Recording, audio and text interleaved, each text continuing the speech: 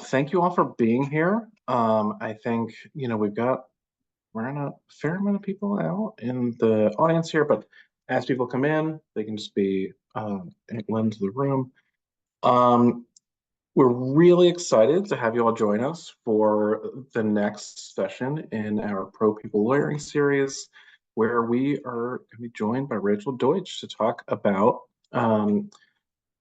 building power among low-wage workers, and how lawyers and law students and people, who are part of this kind of movement that we're doing here in PPP can be involved in making sure that people who are often kind of excluded from our legal framework are able to be brought back in and made whole and be able to like have their own agency within these systems.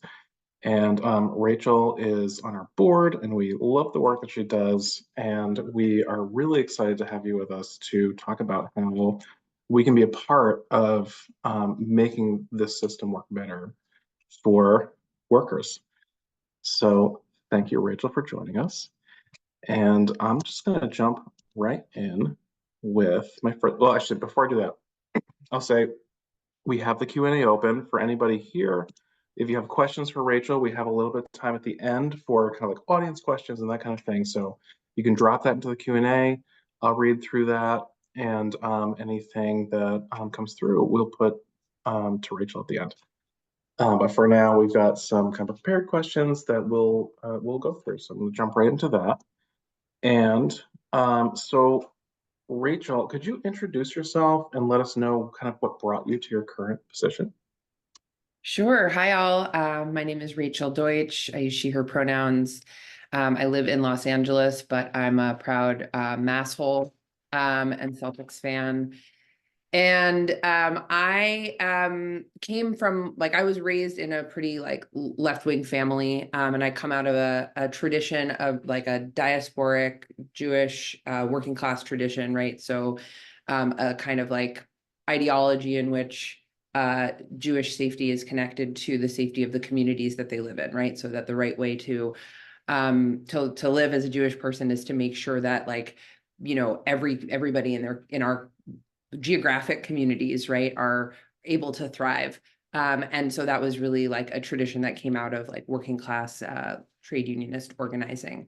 And so that was like the orientation that I was raised with. When I went to college, there was an active strike at Yale, and it was a very sort of like a which side are you on kind of moment. Are you going to be throwing down in support with the janitors and the food service workers who make your life comfortable in this institution, or are you going to be pretending that you're somehow like outside of this context, right, and that you don't have to choose a side? And so that was a big part of what brought me into labor organizing. I spent about 5 or 6 years as a union organizer after college, and that was also very formative. I was what's called like an internal organizer. So rather than getting folks to join the union, I was working with folks who had already been unionized, and my job was to help develop leadership to enforce contracts and get ready to bargain and fight for stronger contracts. So I got to really experience what it was like. I had what it was like to actually exercise power as a working class person. I was representing hospital workers, right? Nursing assistants, food service, orderlies, folks who mostly were immigrants, mostly did not have a lot of higher education, but they were able to, buy houses and send their kids to college because of the union, and they had free health insurance for their whole families. And they also had to then, dig deep to go on extended strike sometimes in order to, when they actually had a lot. I mean, everybody has a lot at stake when you're striking, right? But when you have a mortgage, you have to really reflect on the fact that, where did that come from, right? And how do I continue to have the ability to provide for my family? Sometimes it's about throwing down collectively. So those were really formative experiences. And after law school, so I went to law school after being a union organizer for a while. And then I spent a year clerking on the Ninth Circuit for Judge Marcia Berzon, who's an amazing judge. And then I did some litigation. I worked for a small firm that I strongly endorsed to anyone. I didn't know at the time that there were firms that were public interest, right? Like I thought either you're like a very poorly compensated nonprofit lawyer or you go to big law and your soul crumbles. And so I ended up working for this firm called Stromwasser and Wucher, very, very small firm in Los Angeles that did a lot of public interest law. I got exposed to, election law, environmental law, a lot of law, kind of public entity law. So that was really exciting. And I worked on a particular case, an enforcement action against a very large health insurer on behalf of the California insurance commissioner, which was really interesting to see the way that corporations anticipate not being held accountable at all for their violations, right? And to see what it looks like in the emails of a company that is aware that it's violating laws and really just doesn't think it's very important, doesn't think it will ever be held accountable. And so to see how what it looks like when employers sort of, or corporations in general, internalize a like realistically low expectation of accountability for violations of state law or any kind of law. And then I worked for about 6 years for the Center for Popular Democracy, which is a national network of organizing groups and sort of as a national hub provides a lot of policy campaign expertise. So that was when I really started to become a policy campaigner. I didn't have any background prior to that role.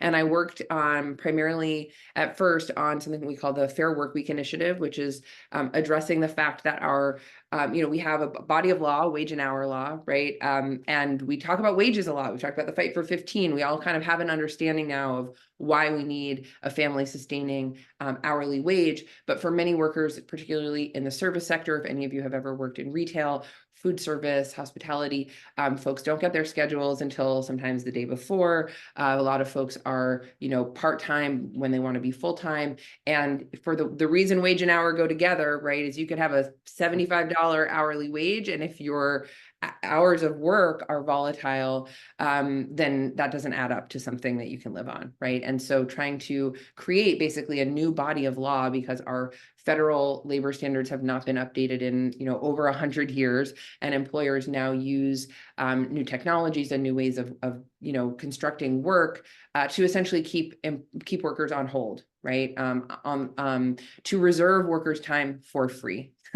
And so trying to create new standards around advance notice of work hours, around the opportunities to get to full-time work. And that was mostly through like local campaigns, right? A lot of the new ideas about how workers deserve to be treated, you have to kind of prove these policies through a local fight before you can even think about passing something at a state and federal level. So that was a big part of the work that I did there.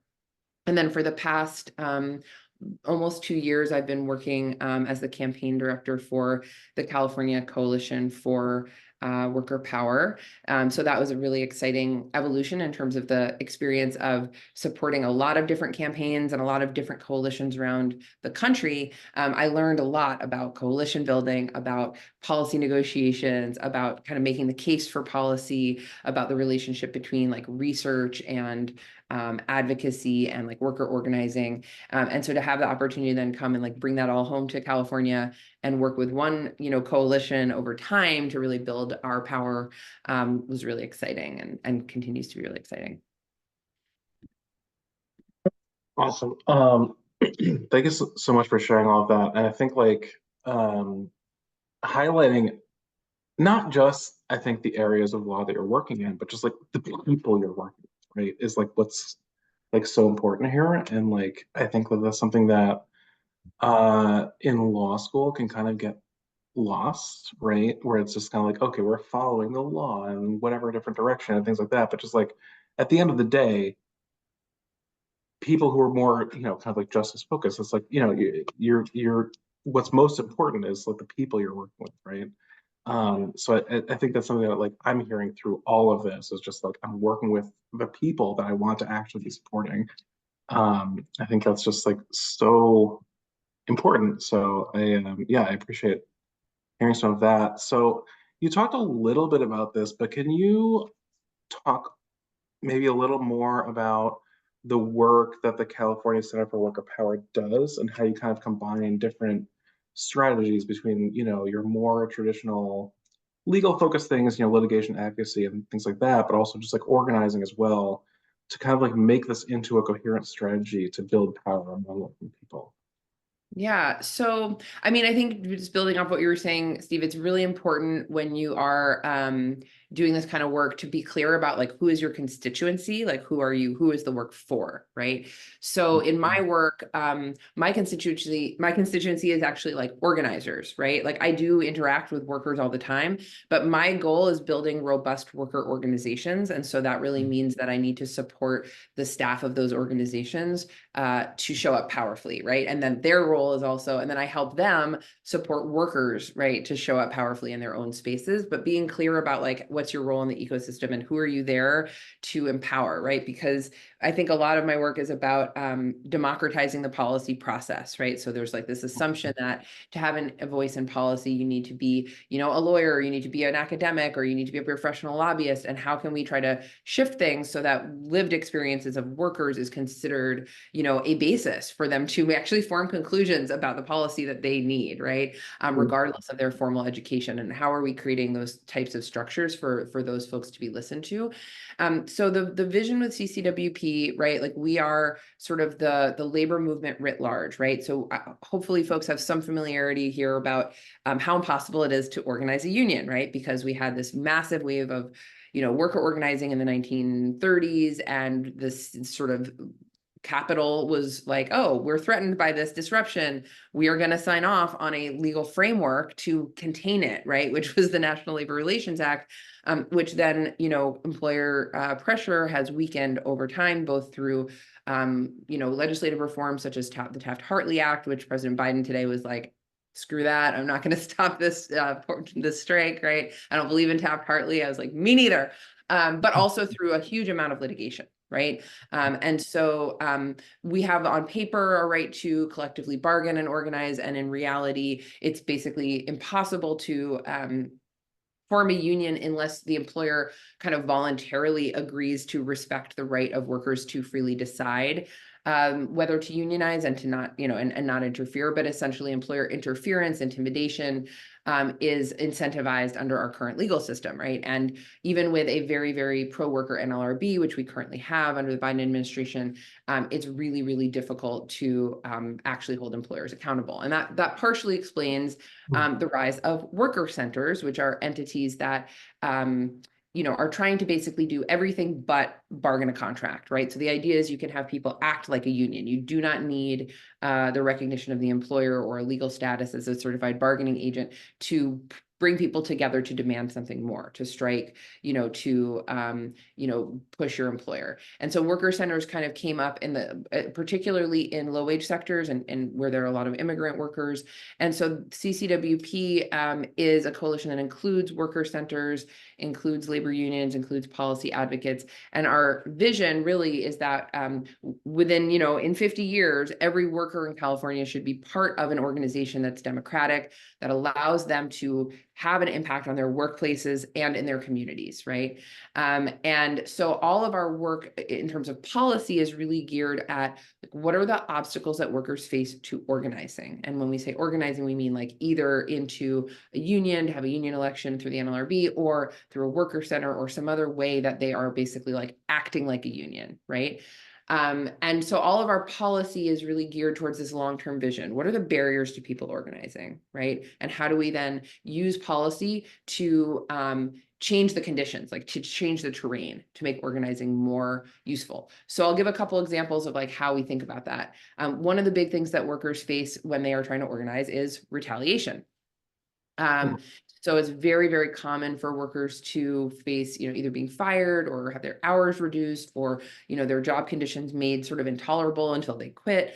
And when that happens, it not only, discourages the worker who experiences retaliation, but it sends a message to the entire workforce, right? Like if you step out of line, this is going to be you. And so the fear of retaliation is very much silencing workers from speaking up. And this pertains obviously to organizing a union, but it also pertains to speaking up about violations of, your workplace rights, your minimum wage, your overtime, your rest breaks, et cetera. And that's where the state policy hook comes in, right? Because the state is interested in enforcing those labor code protections, right? And retaliation is already illegal, but why is it so common? So we came in with a bill to create a rebuttable presumption of retaliation, just to make it easier to prove. So anytime a worker, basically like before this bill, in order to prove retaliation, you had to prove not only that you asserted your rights, but that you, and then you experienced some sort of adverse working condition like being fired, but you then had to present evidence that your employer was motivated, right, by your exercise of rights, which is impossible generally to come up with. And Yeah. so by creating this rebuttable presumption, look, if these two things happened, right, the assertion of rights and the adverse action happened within 90 days, we're going to presume that this was retaliatory. And now it's the employer's job to show a legitimate reason. One of the reasons that we did this is because we're very interested in just cause employment, right? This idea that actually in any given situation, you should have some amount of job security unless your employer can show that you have, had poor performance or that you violated, a major, workplace protocol. This is what unions afford, right? That's what all union members have. And it's part of what gives people that security that when they voice a concern, they're not going to just like take this major risk, right? That their employer will actually have to show, so if you're a good worker, you've got good performance reviews, you should feel empowered, right, to push back on your employer. And so this is just an example of how we we are not at a place where we can win just cause employment standards, but can we create more openness to the idea by the way that we campaign around the issue of retaliation? Can we help legislators understand that their retaliation is just one form of this like massive power imbalance that prevents low-wage workers from leading fully realized lives, right?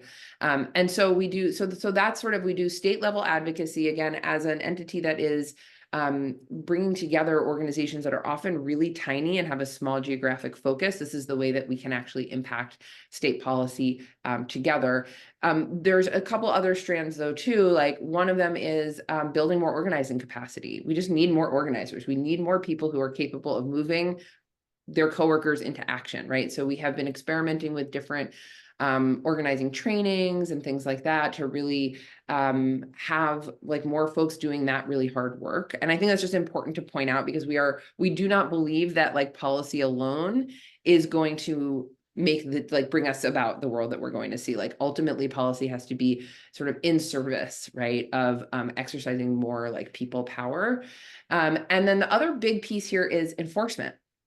So number one, if we have a theory that we can level the terrain around organizing, give workers a little bit more freedom to pursue collective forms of self-determination through policy, then the policy that we adopt has to actually be able to be implemented, right?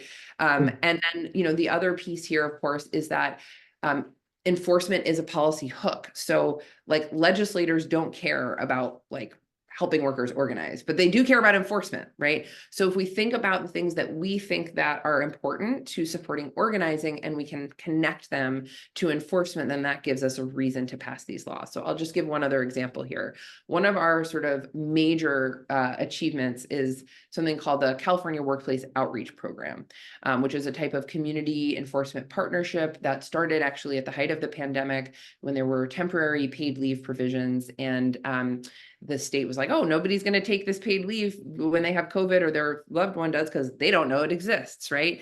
And so they quickly started a network of community organizations, which includes worker centers, includes unions, includes other organizations that maybe never thought about worker organizing before, but they have real deep roots and connections in communities of low-wage workers, and they get money to go out and talk to workers about their rights. And so this is another, when we think about what are our pathways towards that vision where every worker's in an organization, one of the major obstacles to building strong and healthy organizations is money, right? Worker centers are not generally collecting dues, or if they do, it's a very small amount. And so they are reliant on, philanthropic funding. So how do we diversify and expand that funding stream? So we now have a program where worker organizations can receive up to $300,000 every year to go out and talk to workers, right? And that has been a major boon to our organizing. And that's a place where, it's connected. The connection to enforcement is what gets that policy, and that revenue to kind of continue. But we have to really think about enforcement strategically. And this is actually a very challenging part of our work because wage theft is so rampant, right? It is the norm in low wage industries. And when workers come to our organizations and say, hey, like I am getting screwed at work, as an organizer, it's very difficult to tell workers like, well, you're on your own, right? You're trying to build an organization that's accountable and democratic and that people can see themselves in and that people are going to invest in. And to do that, you kind of have to address people's like immediate needs. At the same time, we can't service our way out of the problem of wage theft, right? We could file 8 million claims and it's just going to be a really annoying experience and it's going to be slow. We have a major, staffing crisis in our enforcement agencies. And also like we have to remember like labor standards agencies, labor commissioner, they were designed by capital to make wage theft possible. This is not like this, there's a lot of discussion. We just had a big audit of our labor commissioner's office, and our labor commissioner is amazing in California. And so all these legislators are like, why are there these backlogs? Like this isn't like, oh, the system is not working. It's actually working the way it was designed to work, which is not to actually deter wage theft. We have a enforcement system that focuses on how do we get X individual worker paid back, and not as much focus on how do we create a culture of compliance where employers are afraid to flout the law and therefore they invest in ensuring that they're paying people appropriately, right? And so, we use enforcement, but I think the way that we really like the most strategic use of enforcement in our work is to gain leverage with a particular employer so that you can bring them to the table. So if we go back to this idea of worker centers are not able to collectively bargain because they're not like actually unions, well, they are able to help workers negotiate a legally binding settlement contract, right? If there are violations that need to be resolved and there's a settlement to that enforcement action, and that settlement agreement could contain, a variety of provisions beyond just making workers whole, more designed to keep the employer in compliance going forward. So it could contain things around, workers being paid to help monitor conditions going forward and like an escalated, process to resolve future violations that doesn't rely on going back through the labor commissioner's office. That could look, like similar to, collective arbitration that you see in a union contract. So that's an area where we are really trying to develop our capacity to actually take workers through a process that is more ambitious around the end result that you're trying to get when you bring an enforcement action, and to really think about enforcement and litigation as one part of a broader strategic campaign to democratize a workplace, right? So you have to have the workers in motion. You have to have the workers prepared to go through an enforcement action. You have to have them like understand that this is about something more than just getting their wages paid back. That's where all of those sort of organizing comes in. And then you could have a campaign that involves other forms of like public pressure, communication strategies, et cetera. And ideally the litigation is giving you this extra leverage, right? To get to the employer to a place where they actually want to change their relationship with their workforce going forward. That's that's great. I think like one thing that I'm thinking about like as you're talking is that like, so you're coming from like a legal background.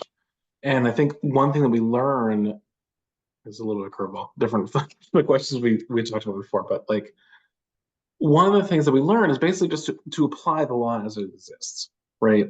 Yeah. Here's how you can make the perfect brief to fit within the confines of the law, whatever. But if you're actually serving your clients, in this case, like you're working with low wage workers, like all these different organizations, unions, things like that. Um, when the law doesn't serve them, you kind of need to go past that, right? And I think part of what I'm hearing from your last response is just it's not just taking some of these more traditional legal pathways and whatever, but also just like changing the law to make it actually reflect what people need, right? So I don't know if you can, I guess, talk a little bit about like how that kind of work, it just is a part of your day to day. So you have like the you have work where you are applying, whatever labor laws and that kind of thing, like as they exist, but also just like maybe this, you have different scenarios that aren't captured here, or just like you said, this legal framework was designed by capital, and we're working for workers here, like, and we need to change the framework of the law. Like, how do you kind of approach that kind of problem? Well, I think there's a lot of like political education that you have to do with the workers, right? Because they, we do all sort of internalize, I think to some degree or another, that like the law is justice and like this is just the way things work. And that's a big part of why getting workers to a place where they're ready to organize is hard, right? Because there's a lot of just like acceptance of like, this is the way it is. And there's not a lot of spaces where we can actually envision like the world that we deserve, right? And so this idea of like, well, this is the law, this is what's, I guess, the system that we have or are supposed to have, and you kind of internalize it and feel defeated. So we do quite a bit of, political education. We have worker centers that when workers come to them and say, hey, like I've got problems in my workplace, the organizers will sit them down and be like, if you want to file a wage claim, you can. We will not do that for you because we know that that experience is not going to go well. Like we know it'll take 2 years. And we know that it won't actually stop your employer from doing the same stuff over and over again. So if you want to organize your coworkers and have a confrontation with your boss where you're actually like using people power to get at this problem, then that will do, right? So there are like often very hard conversations where it's the organizer has to kind of tell the worker like the system doesn't work. We're not going to sugarcoat that for you. And Mhm. this is the way that we are trying and sometimes have success, right? So I'll just give an example of like one, there, and then it's like looking for where are the openings to basically let the law support a more organizing oriented approach, because the one of the best ways to think about enforcement is from this perspective of what we like to call informal resolution, right? Which is, we created this retaliation toolkit where a worker can fill out a demand letter explaining to their employer, like, this is when I asserted, I asserted my rights in this way. This is what I'm experiencing as an adverse, um, you know, employment action. This is the resolution that I want. And in that packet, you get also an explainer from the agency. It's like retaliation is illegal.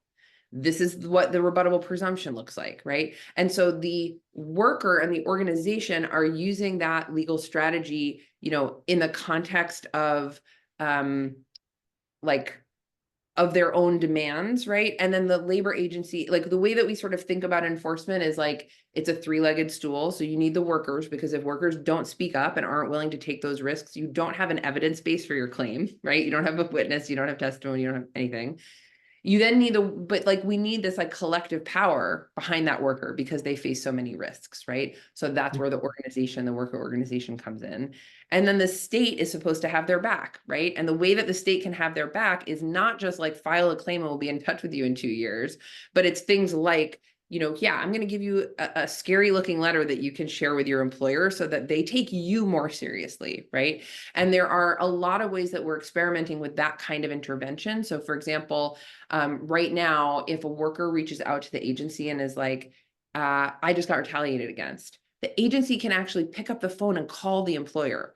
They're not launching an investigation. They're not telling the employer they broke the law because they haven't investigated yet. They're like, it seems like you might need a refresher on our retaliation laws. And about half the time, that actually results in the employer fixing the problem voluntarily, right? So those are the kinds of like ways that we're trying to move enforcement into like being much more timely, being much more about a threat of enforcement. It's not going to work all the time, but then it helps the agency sort of preserve, its resources for the more intransigent employers.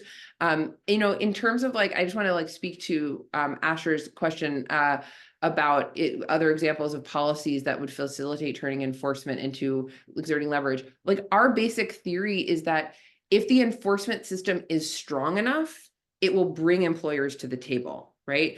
If the stakes are high enough for employers and they're afraid enough, they will be more open to negotiating. So it's not like there's one magic wand of policy that like, can get can create leverage. But I'll just give an example. Like, I don't know if anyone's ever heard of a wage lien. We have major problems collecting from employers. Even when you go through a whole enforcement process and there's a judgment, right? The employers like don't pay. They spent 2 years while that case is pending, hiding their assets, right? And abusing different like LLCs and stuff to like move their assets around. And so one of the tools that people have really advocated for is called a prejudgment lien. So like at the time that the investigation is going on, you can just say like, I'm going to put a hold on your money, and we're going to keep that money here where we can see it, right? To make sure that there is money left at the end of this process, right? And that is something that like employers freak out about because they're like, oh, due process, you're taking, well, we're not taking your money.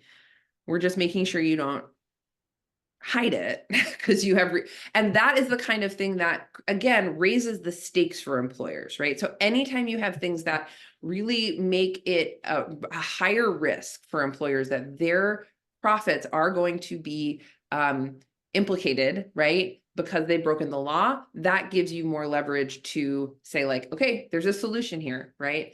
So for just like one example, there's one case where workers brought a major enforcement action against a Korean barbecue restaurant. And there was like I think a couple $1 million worth of, back pay that was owed.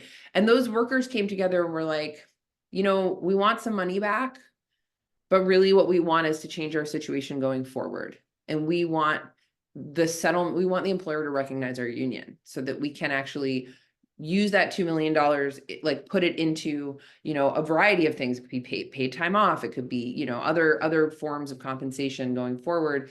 And so that was a case where like the wage theft created leverage to democratize that workplace because that's what the workers wanted. The labor commissioner was aware, right, that like having a union was going to be the way that you actually keep that employer going into compliance in the future.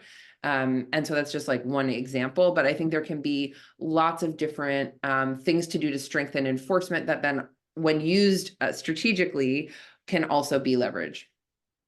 Mhm. Yeah, no, that's great. And I think like I'm jumping around a little bit here now, but I think this made me your last answer made me think of this. It's just like when, hearing from, workers that just like, okay, maybe just as the outside attorney or, whoever is coming in to help as an organizer, you might hear like, okay, the restaurant is willing to do X, Y, and Z, you know, based on the threats that we've made, things like that. But in this case, it's like you're hearing from the workers, like what's most important to us is like, having some of this overtime stuff, having some of these other, these other issues that like now that they're coming to the table, this is what's most important to us. Um, I wonder, like as a lawyer, like how do you kind of balance the need to provide this expert legal analysis with the need to keep workers like in the lead, right, as they kind of work towards their own like better future at work? What do you see as the ideal role of lawyers and law students and other folks like this, like in some of these like movement spaces? Well, I mean, I think this actually raises a really interesting question, which is about the use of strategic litigation in organizing campaigns, because one of the things that can happen, right, if you are a lawyer and you are being asked by a worker organization to represent, because most of these worker centers don't have a lawyer on staff, right? So one of the things that we are working on right now is building out this like building out a network of legal partners that we can work with on strategic litigation, because you need to have this bigger view of the litigation, right? And worker centers put in a huge amount of time to build cases, whether they're working with a lawyer or with a labor commissioner, right? The worker center organizers are the ones that are helping workers come forward, preparing them to testify, helping them get the documents that they might need to show their case. And if the lawyer is legally, like you have a client relationship with a worker in the case, right? Your obligation is to that person. Mhm. If there's a divergence, if there are some workers that are like, I don't care about, I've already left this job. I just want my money back. I'm not trying to like change this workplace or this industry going forward, right? And then you have other workers, or you have the organizers who aren't even like really a party to the case, but have put in so much uncompensated labor to develop the case that are like, no, we need to use this to change this industry. Getting this person payback is not going to do anything for this broader, like, unfair system, right? Mhm. Then you can have these challenges, right? Where as the attorney, you might feel sympathetic to these broader goals, but you might feel like, well, it's actually just my obligation to, like, as I have like ethical duties to pursue the outcome that these workers want, which may not be about transformation. And so that's actually, I think, a really like interesting question and challenge that we as a movement have not really figured out very well. And are really trying to kind of look for examples of co-counseling agreements, or kind of like what is the way. We fought this year to get a provision that would allow worker organizations to actually be parties to strategic litigation, which could serve a lot. I mean, I think it's like a very strong policy that we should be advocating for in general, because it also helps workers participate without having a major target on their back, right? That they are the named plaintiff. So if workers were able to designate an organization as their like representative in the litigation, which also then creates a lot of risks around, you could then have the worker center, like they're going to take discovery against you, right? So it's actually kind of a minefield. But I think this is a major question to think about if for folks who are interested in litigation, but like litigation in the context of like, building power, is that there are actually like some tricky dynamics to like navigate around the interests of like individual workers in a case versus the sort of like broader worker movement or organization. Mhm. I think more generally, right, like we have to, I've seen like in the advocacy context, workers, like when you bring them to speak up, it's always a transformative experience. So one of the places where I've tried to balance, right, is like, again, the expertise, where do we get our expertise from, right? When you go into a lobby meeting, like I'm the one who understands the details of what the bill will accomplish, right? And, I can anticipate the arguments that legislator has been receiving from the opposition. And it's not realistic to expect that a given worker that's taken the day off from their restaurant job to like come tell their story will have that kind of expertise, right? So how do we set up these conversations so that we are, again, like challenging this sort of default assumption that I have the law degree and therefore like I am the one to listen to and I know what I'm talking about, right? And how do we set up the workers to actually tell their stories in a way that connects their experience to the issue at hand, is powerful and persuasive. And it is usually a very transformative experience. I've heard so many workers say like, I never thought I would be in this building, right? I never thought I would be in the state capitol. I never thought that there would be people who want to hear about what I've been through. And we cannot underestimate the power of like, again, when you sit a worker down and you tell them like, we don't have a good solution for what you're dealing with right now, right? And so the opportunity to then transform that, the trauma of being abused at your workplace into like, I am now going to contribute to this broader movement that will at least make things different for all the workers that come after me, is a really like, can be very healing, right? Especially we've seen this experience of workers coming together across, ethnic groups and linguistic groups, across industries, across the state. And when you hear from workers who look totally different from you, that they've been going through the same thing, it helps to, again, like challenge that sense of just like, oh, well, I guess maybe I deserve to be treated this way, or like maybe, this is just how it is, right? And you sort of start to see it as more of a systemic piece. So I think there's a huge amount that we can do to welcome workers into policy spaces and make them feel like it is their space, that their voice is powerful and persuasive, to make sure, just even like I was in a lobby meeting once where this legislator asked this worker what their immigration status was. And I was like, oh, we don't do that. But here I'm like, I'm glad you raised this question because it is much higher risk for workers who are undocumented. Da, da, da. Like I was, what are the ways that we can help people participate in a way that feels safely, that doesn't like re-traumatize them? Mhm. Kind of gone off topic of whatever you actually asked me. No, you're good. No, I think that's great. And I think like that's something that's important to just keep in mind is like what people are bringing to this kind of these issues when you're actually it's like affects you. You know, completely different issues, but just like, I like was a plaintiff in lawsuits myself. I'm like, like did the same kind of direct legislative advocacy and things like that around issues affecting me, where it's just like I came to this just with a problem and found some lawyers who were just like, well, this is actually a systemic issue that like you are now, getting caught up in. And there are things that you can do about that, which is like kind of what I love about like what you all are doing is just like, it's not just like, okay, I've got a legal solution to your problem or whatever, but just like we can actually change the conditions as well, as long as we're empowering people to kind of like bring their own experiences out. I think that's like just so important. So I really appreciate that response. But I think, okay. So I think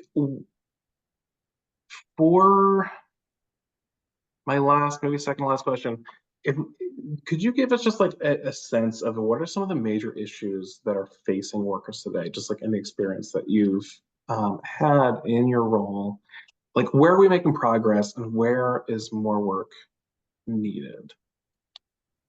Um, I mean, like I said, wage theft and abuse are rampant. We're seeing, I think, a whole sort of like emerging set of threats around like climate. And the we've just had this like horrific storms, that like there's no obligation for employers to like evacuate folks, right? In California, a lot of the issues are around like heat safety, which can both be like outdoors for farm workers, but it gets extremely hot in like fast food kitchens. And so it's like an area where on the one hand, we have like a really urgent need to help protect folks from climate related threats to their health and safety. And if we could actually get to a place where workers are entitled to walk off the job when they are unsafe, that could be a way to actually, again, like force the corporations that are creating the climate crisis to internalize the cost of their, right? If it becomes so disruptive to their business model that workers are like, I'm out, it's 90 degrees in here, I'm going home and you're gonna have to pay me. Like, how would that shape the way that we see companies like addressing or, basically halting climate action? I think one place where we feel a lot of hope, right, is like there's been a lot of union organizing activity. There's a lot of more just visibility about workers needing to have more control over their working conditions. And I think a lot of support for workers sort of exercising that right to collective self-determination. I think there's not a lot of understanding about like why can't, like you see like the Starbucks workers here, you see, like different like little sort of, the UAW piece, I think is really, really huge. We need to deepen our understanding among, policymakers, among journalists, among everybody, why that energy does not translate into victories as often as it should, and why we need to fundamentally change like our labor laws to actually allow workers who want to unionize to do that. Like I think there's a pretty low understanding of the kind of like mechanics and the obstacles that workers face to not only getting to a free fair election, but then bargaining a first contract, right? Like most employers just sit on their heels and don't negotiate until workers like give up, right? Even if they've won an election. So I think the other, our enforcement situation is getting worse and not better, because of, the ways that employers have been abusing forced arbitration. Again, if we sort of think about employers' incentive to actually invest in compliance versus like, I'll just take my chances. And, a lot of times it's not even like we're going to see, like, let's scheme about how much money we can steal. It's just like we're going to behave obliviously towards our obligations. We're going to run our business as though we don't necessarily have to comply with these laws or with all of these laws, right? And this is even like the companies like Walmart, Target, companies that have the means to invest, right, in compliance. It's not only like small businesses that are like, duh, I don't know what I'm doing, right? Because they know that they can control for the risk of a class action through a forced arbitration clause, that like massively lowers their incentive to invest in compliance. And, we've seen over the last like decade or so, just like a, sea change in terms of forced arbitration. So, there's other challenges as well, but those are kind of like the couple that, that come to mind. Yeah, no, I think those are all great examples. So I guess like as we're getting towards the end here, like what are some of the, now that I think I'm sure everyone watching now is kind of like um on board for this being a problem and like, wanting to be a part of the solution. Like what are some of the ways that, law students, maybe like attorneys working in different areas, things like that. Like what are some of the ways that people can get involved where they can help, low wage workers? Are there things that we can do to try and kind of make things better?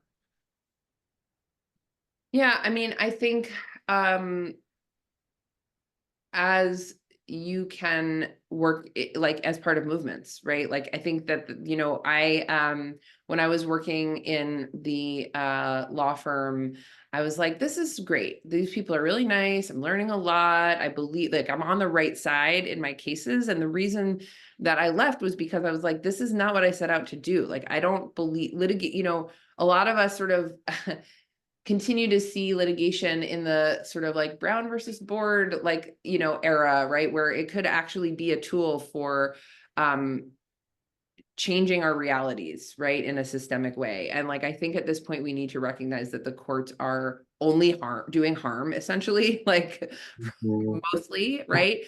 And that doesn't mean that you can't like score victories. You can, and somebody has to try. But if you really are thinking about the impact that you want to have as being like more systemic, then I would not count on litigation to achieve that. Right. And so if you want to litigate, which is totally fine, like how can you do that as part of a movement that is people power focused? Um, Mhm. because we're not going to make change otherwise, right? People have to like feel like they can come together and change their realities. We can't just like accept the world that we live in. So that's just like one thing that, I would think about. And as you also like there are ways for you to contribute your legal expertise outside of your paid job, right? So if you're, somebody that wants to work in a job that is not about your full expression of your political identity, how can you connect to organizations where you're donating your time to support um, you know worker movements? The other thing I want to mention was like we again this tension, right, where worker organizations know we can't solve the wage theft crisis through handling workers like individual or even like collective claims, because we just don't have the capacity and it's not going to change, to actually do it at a scale that's going to change incentives for employers.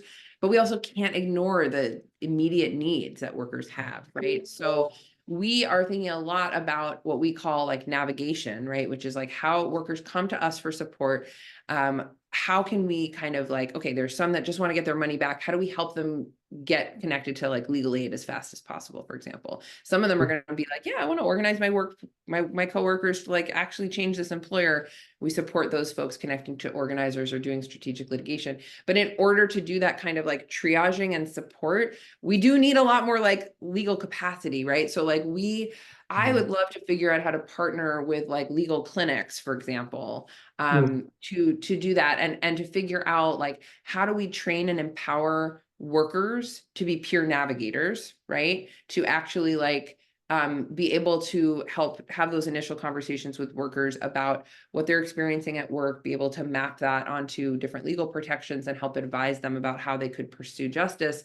But of course, you have to like avoid the unauthorized practice of law, right? And you also need access to people who are actually lawyers if in order to eventually like get some more specific advice to workers. So when we think about like we talked about democratizing the policy process, there's also like a way around democratizing the like claim process or the like enforcement process, that involves like positioning workers who come out of the same community, the same industry. They have they can develop the expertise to be able to advise their fellow workers about like, okay, here's what's going on, here's what the law says.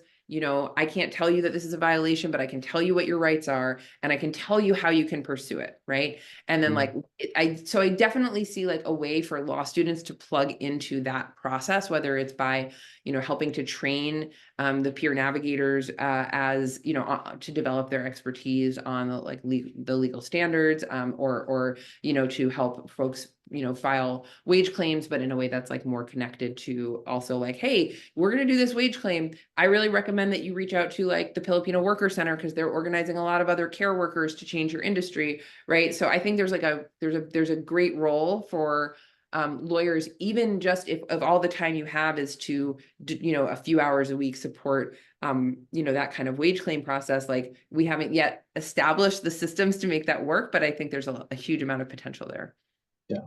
Well, that's great. And I think like, we are so fortunate to have you on our board that like, as things develop and we'd love to send folks your way to be doing that kind of work. So I don't see any other questions. We're getting towards the end of our time, so I think we'll wrap here. Um, but Rachel, thank you so much for joining us. This was an amazing conversation, just about like again, like how people can put their law degrees to good use, like in service of the actual people, as you're doing. And we just love that so much. We're so glad that you're a part of this organization and that you could join us today. So thank you so much. Yeah, it was a pleasure to be here. And if anyone is considering applying for clerkships, I loved my time with Judge Berzon. Happy to answer questions about that. And yeah, just keep the faith. It's hard. It's a corrupt profession, but like, we don't have to be part of the problem. So, Awesome. Thank you so much. all right, take care. All right. Take care, everybody.